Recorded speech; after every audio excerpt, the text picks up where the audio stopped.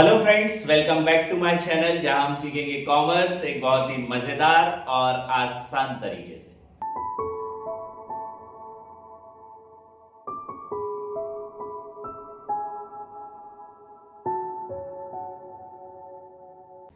हम कंप्लीट कर रहे हैं हमारा 12th क्लास का पूरा सिलेबस एक सिंगल सीरीज के अंदर, जिसमें मैं आपको कंप्लीट करा रहा हूं सारे ही subjects, all the 3 subject which is accountancy, economics and business studies. सारे सब्जेक्ट्स के सारे टॉपिक्स बिल्कुल ही स्क्रैच से हम पढ़ रहे हैं, ताकि आप जब 12th बोर्ड्स एग्जाम देने बैठो तो आप बहुत अच्छे नंबर से स्कोर कर सको। अभी फिलहाल मैं पढ़ा रहा हूं मैक्रो इकोनॉमिक्स। मैक्रो इकोनॉमिक्स में भी आपका chapter number 2 which is national income and related aggregates हमने कंप्लीट कर चुके हैं। इसके पहले वाला चैप्टर जो भी था हमारा circular flow of income and basic concepts of macro economics. आपकी बुक्स में ये दोनों चैप्टर्स अलग अलग हैं, मैंने एक ही सिंगल चैप्टर में बता दिया। Same with aggregate, national income के एग्रीगेट और नेशनल इनकम का कैलकुलेशन, ये दो भी अलग अलग चैप्टर्स हैं, बट मैं इनको भी एक ही सिंगल चैप्टर में पढ़ा रहा हूं। आज की जो टॉपिक है वो बेसिकली मैं आपको पढ़ा रहा हूं second method of calculation of national income which is income method. इसके पहले वाली वीडियो में हमने कंप्लीट करा value added method. Value added method जैसे मैंने बताया तीनों मेथड्स में थोड़ी सी टिपिकल मेथड है, थोड़ी सी है ना, बहुत ज्यादा तो नहीं, थोड़ी सी हार्ड मेथड है, बिकॉज उसमें कई सारे केसेस, कई सारे कॉन्सेप्ट्स लगते हैं और उन कॉन्सेप्ट्स में बच्चे कई बार क्या हो जाते हैं, उलझ जाते हैं, फंस जाते हैं, उनको याद नहीं रहते, जिसकी वजह से वो जो टॉपिक है वो थोड़ा सा कठिन लगने लगता है। मेरी जितनी कोशिश हो सकी उतना ईजी करके मैंने वो टॉपिक को समझाया। अगर आपको नहीं समझ आया हो, एक बार वापस से जाकर वो वीडियो देखो, बिल्कुल ध्यान से देखो और अच्छे से समझने की कोशिश करो उसको।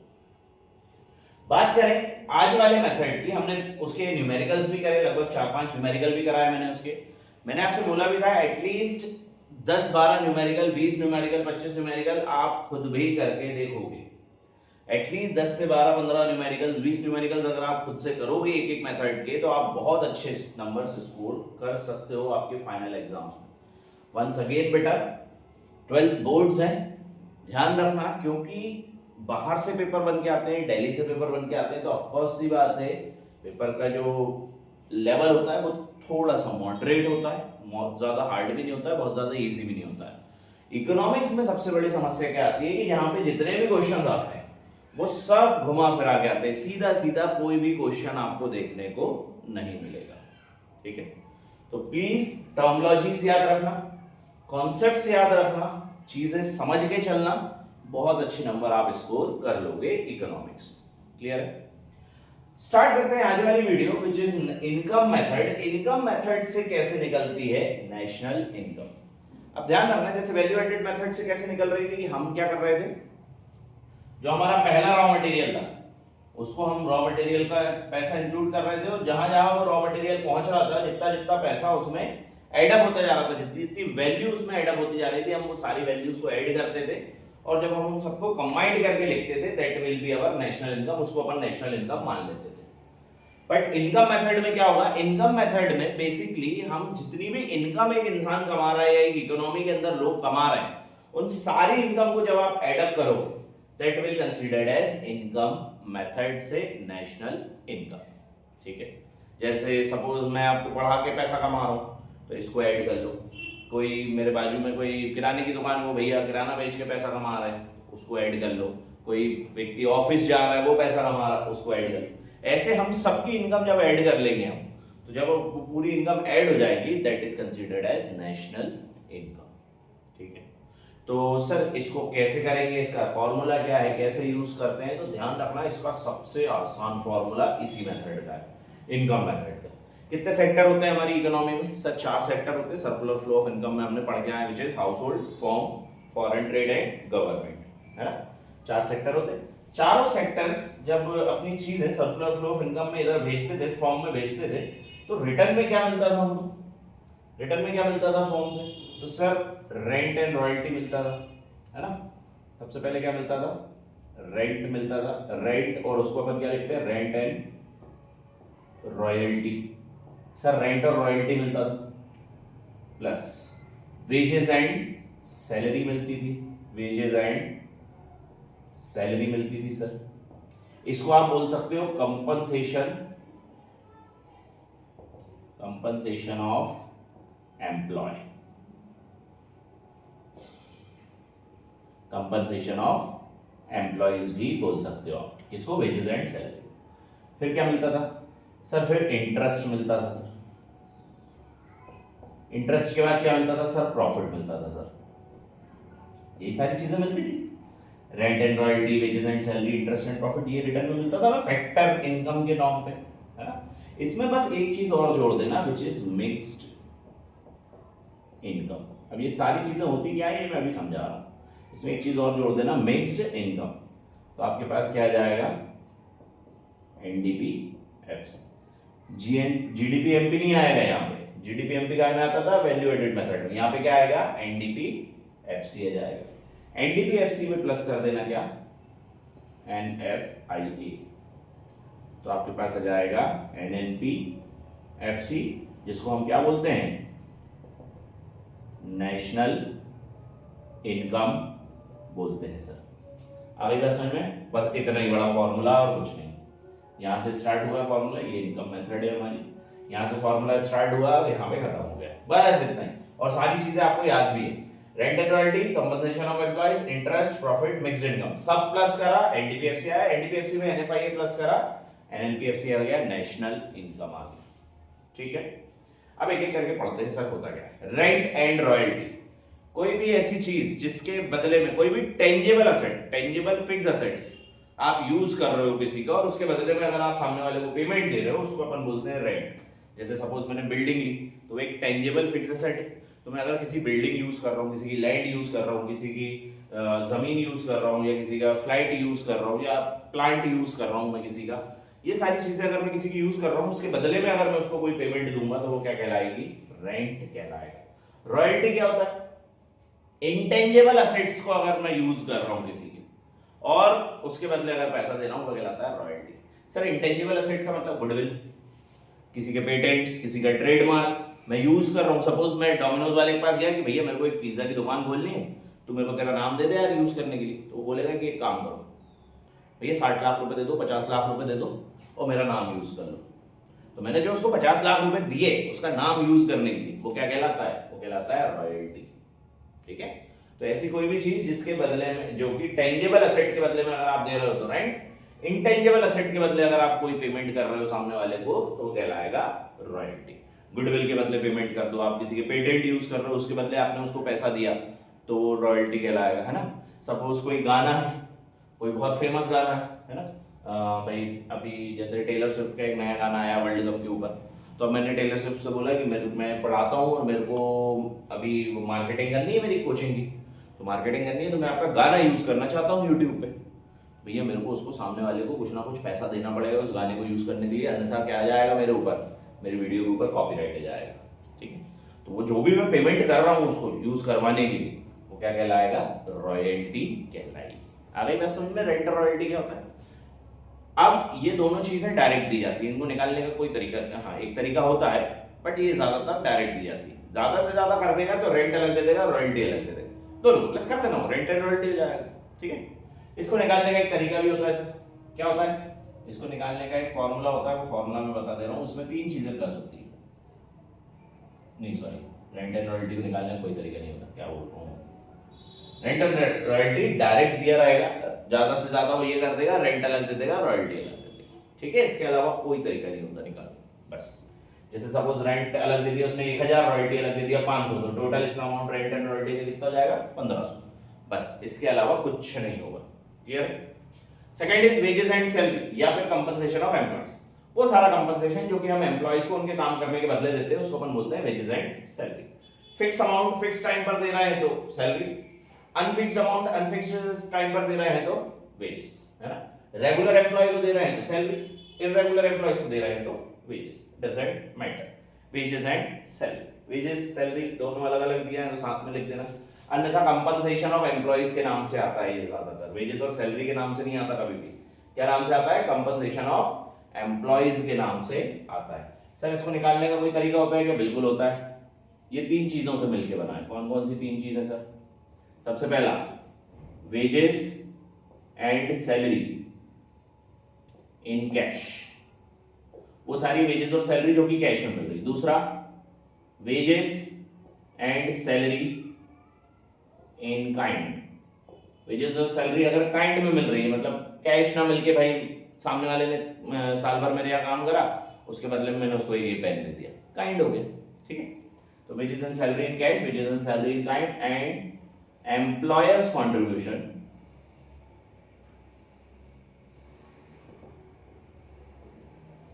To social security scheme. Employer का contribution social security scheme, employer का, एम्प्लॉई का नहीं, ठीक है। मैं जहां पे काम कर रहा हूं वो बंदा एम्प्लॉयर, मैं employ.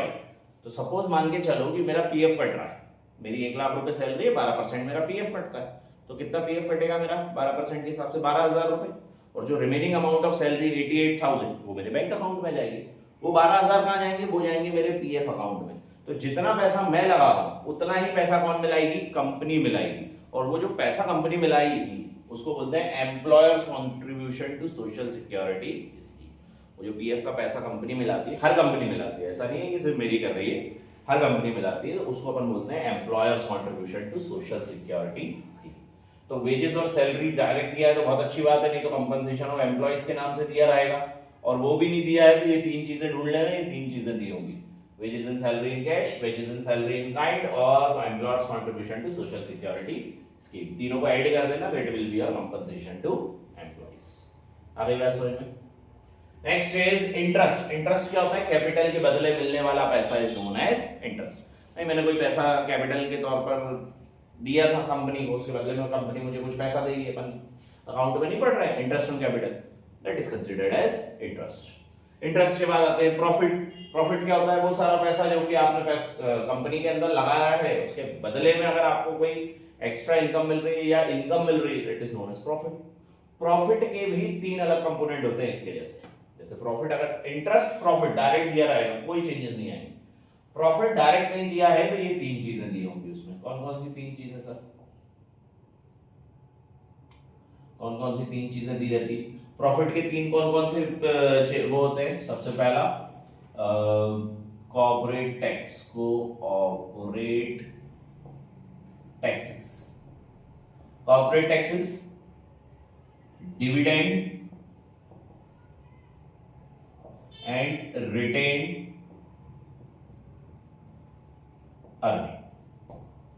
Corporate taxes, dividend and retained earning, ये तीनों को आप ऐड करोगे that will become your profit. वो क्या बन जाएगा? आपका प्रॉफिट बन जाएगा। तो प्रॉफिट डायरेक्ट दिया तो बहुत अच्छी बात है, नहीं तो ये तीन चीजें देख लेना, ये तीन चीजें दी होंगी, तीनों को ऐड कर देना, that will become your profit. And the last one is mixed income. Mixed income क्या होता है सर? वो इनकम जो कि एक मतलब एक चार से हटके अगर कोई इनकम बचती है, that is considered as mixed income. Like shopkeeper अगर कोई पैसा कमा रहा है, बार्बर कोई पैसा कमा रहा है, ड्राइवर कोई पैसा कमा रहा है, या फिर किसी प्रकार का कोई फार्मर है वो पैसा कमा रहा है, तो वो सारी इनकम्स काय में इंक्लूड होंगी? वो सारी इनकम इंक्लूड होंगी मिक्स्ड इनकम में। या आप बोल सकते हो कि ये चार के अलावा जो भी इनकम हो रही है किसी को भी, that is considered as mixed income. तो समझ आई पांचों चीजें? Rent and royalty, wages and salary, interest, profit, mixed income. पांचों को ऐड करोगे, पांचों को ऐड करने से क्या निकलेगा? एनडीपी-एफसी निकलेगा, net domestic product at factor cost निकलेगा। उसमें एनएफआईए प्लस कर देंगे हम। एनएफआईए ज्यादा से ज्यादा कितना दे सकता है? फीफा फीटा दे देगा, और कुछ नहीं देगा, है ना?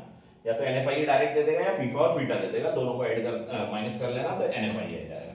उस एनडीपी-एफसी में एनएफआईए को प्लस करना तो एनएनपी-एफसी आ जाएगा सर। बिल्कुल सिंपल सिस्टमैटिक सोवर टॉपिक, कोई बहुत ज्यादा कठिन टॉपिक नहीं। सिर्फ इन पूरे टॉपिक में से भी प्रॉफिट और वेजेस और सैलरी ऐसी चीजें हैं जिनके अलग अलग सब टॉपिक्स हैं, तीन उन तीनों को याद करना पड़ेगा। Wages and salary in cash, wages and salary in kind and employers contribution to social security scheme.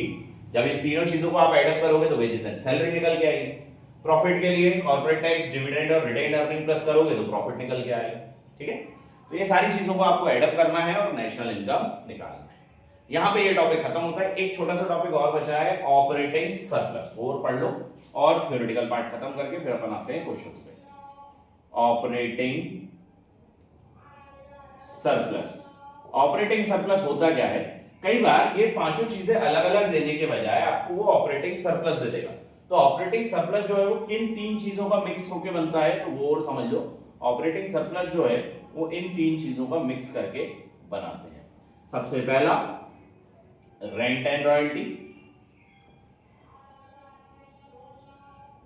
दूसरा इंटरेस्ट एंड तीसरा प्रॉफिट। इन तीनों को जब आप ऐड करोगे तो क्या निकल के आएगा आपके पास, ऑपरेटिंग सरप्लस निकल के आएगा। तो आपके पास ये तीनों चीजें दी हैं, साथ में ऑपरेटिंग सरप्लस भी दिया है क्वेश्चन में। तो आप इन तीनों चीजों को इग्नोर कर देना, डायरेक्ट ऑपरेटिंग सरप्लस प्लस करना, वेजेस एंड सैलरी प्लस करना, मिक्स्ड इनकम प्लस करना, एनडीपीएस किया जाएगा। ठीक है, तीन ही चीजें प्लस होंगी, क्योंकि सर ने बताया हुआ है कि रेंट एंड रॉयल्टी, इंटरेस्ट और प्रॉफिट जो है वो ऑलरेडी ऑपरेटिंग सरप्लस में इंक्लूड होता है। ठीक है, ये कहलाता है ऑपरेटिंग सरप्लस। वो सरप्लस जो कि आप कंपनी को ऑपरेट करते समय लगा रहे हो, दैट इज नोन एज मिल रहा है आपको, that is known as operating surplus. ठीक है, सारे टॉपिक खत्म हुए, यहां पे कुछ भी नहीं बचा है। बहुत अच्छे से समझ आया, कोई समस्या तो नहीं गई इसमें, है ना? कंप्लीट हो गया पूरा टॉपिक। हमारा theoretical part national income method का यहाँ पे कंप्लीट होता है। काम करते हैं, लगभग मेरे ख्याल से 15-20 मिनट की वीडियो ये बन चुकी है। 5-7 मिनट की और बनाना है, तो क्वेश्चन कराने से सेंस नहीं। एक छोटा सा टॉपिक इसके पहले वाले इसका बचा हुआ है, वो देख लो। तो वो वाले का भी एक छोटा सा टॉपिक मेरे दिमाग में रह गया, मलाल रह जाएगा नहीं तो मेरे को। एक चीज है डबल काउंटिंग। इससे पहले ये वाला टॉपिक यहाँ पे खत्म हुआ है, ठीक है? इसके पहले वाले टॉपिक पे आओ। इसके पहले वाला टॉपिक क्या था? हमारा value added method, VAM method. VAM method में एक टॉपिक में भूल गया हूं आपको पढ़ाना, भूला नहीं, बेसिकली याद था मुझे, बट वो मेरे दिमाग से उचट गया था उस समय पे। Basically it is problem of double counting. Problem of double counting होता क्या है वो समझने के लिए सबसे पहले तो इसको रब कर दूं, है ना? इसको रब कर देते हैं। सभी ने लिख लिया होगा होपफुली, नहीं लिखा होगा तो बैक करके लिख देना एक बार। इसको अपन रब कर देते हैं फटाक से। प्रॉब्लम ऑफ डबल काउंटिंग मुझे आपको पढ़ाना है, वो एक इंपॉर्टेंट टॉपिक है, उसमें से कई बार क्या है थ्योरी बन के आ जाती है। तो बेसिकली डबल काउंटिंग होता क्या है? Double counting value added method में अपन क्या कर रहे थे, सिर्फ जो वैल्यू ऐड कर रहा है सामने वाला उसको ऐड अप कर रहे थे, है ना? तो अब होता क्या है कि कई बार हम क्या करते हैं गलती से उन चीजों को 2-2, 3-3 बार इंक्लूड कर लेते हैं, तो वो कहलाती है प्रॉब्लम ऑफ डबल काउंटिंग। वो कैसे एक उससे समझो कि सपोज एक फार्मर है, ठीक है, ये हो गया। सपोज एक फार्मर है, ठीक है, फार्मर ने क्या बनाया सर, वीट बनाया, है ना? वीट उगाया, मतलब बनाया नहीं। सपोज एक फार्मर ने वीट उगाया, ठीक है। अगर उसने वीट उगाया तो अपन मान लेते हैं कि वो 1000 रुपए का था, ठीक है। क्या था? वीट था सर, वीट जो था वो 1000 रुपए का था। तो इसका इनपुट क्या हो गया, वैल्यू ऑफ इनपुट क्या हो गया, 1000 रुपए, ठीक है। 1000 रुपए का वीट था। उस फार्मर ने इस वीट को बेचा किसी फ्लोर मिल वाले के पास। वो वीट जब बेचा होगा तो उस फ्लोर मिल वाले ने उसका आटा बनाया, 1200 रुपए का हो गया सर। वो जो फ्लावर था, फ्लोर मिल वाले ने उसका क्या बनाया, आटा बनाया, तो 1200 रुपए का हो गया। इसका इनपुट कितना था, 1000 रुपए का, प्लस उसने वैल्यू कितनी ऐड करी, 200। इसने वैल्यू कितनी ऐड, इसका कोई इनपुट तो था ही नहीं, है ना? इसने वैल्यू कितनी ऐड करी, 1000 वैल्यू ऐड। इसने कितनी वैल्यू ऐड करी, 200 रुपए वैल्यू ऐड करी, क्योंकि 1000 रुपए तो ऑलरेडी वीट में इंक्लूड था। फिर ये फ्लोर मिल वाले ने किसको दे दिया, इसको अपन मान लेते हैं ब्रेड बनाने वाले को, और इस ब्रेड बनाने वाले ने उसकी ब्रेड बना दी और 1500 रुपए में बेच दी। तो ऑलरेडी इसमें कितने इंक्लूड थे, 1200 रुपए इंक्लूड थे यहाँ के, है ना? ये वाले 1200 ऑलरेडी इंक्लूड थे, इसमें भी 1000 इंक्लूड थे, प्लस इसने कितना ऐड करा, 300 रुपए ऐड करा। तो कायदे से वैल्यू एडेड मेथड क्या बोलती है कि हमें ऐड क्या क्या करना चाहिए, ये और ये। तो टोटल मिला के कितना हो जाएगा, 1500 रुपए will be my national income, ये हो जाएगी। बट हम लोग गलती से कर क्या देते थे, हम ऐड क्या करते थे, भैया ये इसकी इनकम हो गई तो इसको ऐड कर लो, प्लस ये इसकी इनकम हो गई, ये इसको ऐड कर लो, प्लस ये इसकी इनकम हो गई, ये ऐड कर लो। तो 1500 प्लस 1200 प्लस 1000, 1 2 3 3700 हो जाता। 3700 will be my national income, हम ये मान के चलते। और ये गलत होती because of problem of double counting. क्यों हो गई ये प्रॉब्लम ऑफ डबल काउंटिंग? क्योंकि हम एक ही चीज को दो दो बार काउंट कर दे रहे हैं। भाई हम यहाँ 1500 काउंट कर रहे हैं, यहाँ 1200 काउंट कर रहे हैं, यहाँ 1000 काउंट कर रहे हैं। तो ये 1000 काउंट कर रहे हैं, ये तो ठीक है क्योंकि यहाँ से स्टार्ट हुई उस चीज की। बट यहाँ आप 1200 भी प्लस कर ले रहे हो। प्लस करना कितना था? मात्र 200 करना था ना, क्योंकि उसने तो 200 ही रुपए एक्स्ट्रा लेके आया था। 1000 रुपए तो ऑलरेडी इंक्लूडेड थे ना उसमें हमारे पहले वाले में। तो अब हमने क्या करा, वो जो 1000 रुपए है उसको दो दो बार काउंट कर लिया, और इसको बोलते हैं प्रॉब्लम ऑफ डबल काउंटिंग। इसलिए वैल्यू एडेड मेथड बनाई गई थी ताकि आप सिर्फ जो वैल्यू ऐड हुई है सामने वाले को उसको इंक्लूड करके चलो और कोई भी चीजों को इंक्लूड ना करो। तो जितनी भी इनकम इंक्लूड कर रहा है, जितनी भी इनकम वो ऐड कर रहा है, सिर्फ आप उनको इंक्लूड करोगे, that will be become your national income. वो जो टोटल अमाउंट है ये आपका नेशनल इनकम नहीं होगा, बिकॉज ये प्रॉब्लम ऑफ डबल काउंटिंग कहलाएगी। ठीक है, प्रॉब्लम ऑफ डबल काउंटिंग का मतलब है कि जब आप इकोनॉमी के अंदर कोई भी चीज को दो दो बार काउंट कर लेते हो, that is known as problem of double counting. तो ये एक छोटा सा टॉपिक रह गया था मेरे हाथ से, कोई बहुत ज्यादा खास टॉपिक नहीं है। इसके ऊपर से कई बार 2 नंबर, जैसे 6 नंबर का कोई क्वेश्चन आया तो 4 नंबर का उसने न्यूमेरिकल दे दिया, 2 नंबर का उसने बोल दिया कि प्रॉब्लम ऑफ डबल काउंटिंग समझा दो, या उसने एक पूरी केस दे दिया एक छोटा सा, उसमें कह दिया कि इसमें बता दो कौन सी प्रॉब्लम इंक्लूड हो रही है। तो आपको वहां याद रहनी चाहिए कि problem of double counting include हो रही है। और सर ने बताया था कि प्रॉब्लम ऑफ डबल काउंटिंग का मतलब है कि जब आप कोई भी चीज को दो दो बार काउंट कर लेते हो इकोनॉमी के अंदर, जिसकी वजह से जो रियल नेशनल इनकम है वो बिगड़ जाती है, that is known as problem of double counting. आ गई बात समझ में अच्छे से? तो यहां पर ये वाली वीडियो होती है खत्म। इस वाली वीडियो में अपन ने कंप्लीट करा नेशनल इनकम सेकंड वाला मेथड, एक छोटा सा टॉपिक डबल काउंटिंग का, और नेशनल इनकम सेकंड वाली मेथड से विच is income method. Income method में हमने देखा 5 चीजें इंक्लूड होती हैं, which is rent and royalty, wages and salary, या फिर कंपनसेशन ऑफ एम्प्लॉइज भी बोलते हैं हम इसको, interest, profit and mixed income. ये पांचों चीजों को जब आप ऐड करते हो तो बनता है एनडीपीएफसी। उसमें आप ऐड करते हो एनएफआईए तो ऑटोमेटिकली बन जाता है क्या? National income. और नेशनल इनकम ही हमें निकालना होता है। Most easiest topic of whole chapter, whole economics, पूरे न्यूमेरिकल पार्ट का सबसे इजी टॉपिक है इनकम मेथड। ठीक है, इसके क्वेश्चन भी बहुत ज्यादा खास नहीं आएंगे, हो सकेगा तो कल क्वेश्चंस के साथ साथ मैं तीसरी वाली मेथड का भी समझा दूंगा आपको, है ना। 2-4 ही क्वेश्चन कराऊंगा बस, इसके ज्यादा क्वेश्चन नहीं कराऊंगा। बहुत आसान क्वेश्चन आते हैं, कुछ नहीं आता। ज्यादा से ज्यादा वो ये दे देगा कि प्रॉफिट सीधा सीधा ना देते हुए वो जो 3 टॉपिक मैंने बताए थे, which is corporate tax, dividend and retained earning, ये 3 टॉपिक अलग दे देगा।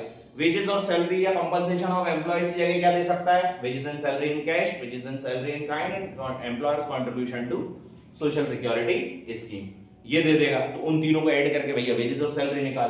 तो इस टाइप से जितना घुमा सकता है वो यही घुमा सकता है कि वो टॉपिक अलग अलग दे देगा, इसके अलावा कुछ नहीं है उसमें। ठीक है, ना कोई टॉपिक को निकालने का कोई तरीका है, ना उसमें कोई केसेस हैं, ना किसी प्रकार का कोई एक्स्ट्रा एफर्ट उसमें डालना है आपको। ठीक है, तो यही था ये पूरा topic national income by income method. कल से अपन स्टार्ट करेंगे इसके न्यूमेरिकल, और हो सकेगा तो कल ही से मैं स्टार्ट करा दूंगा आपको तीसरी वाली method, which is expenditure method. Clear है?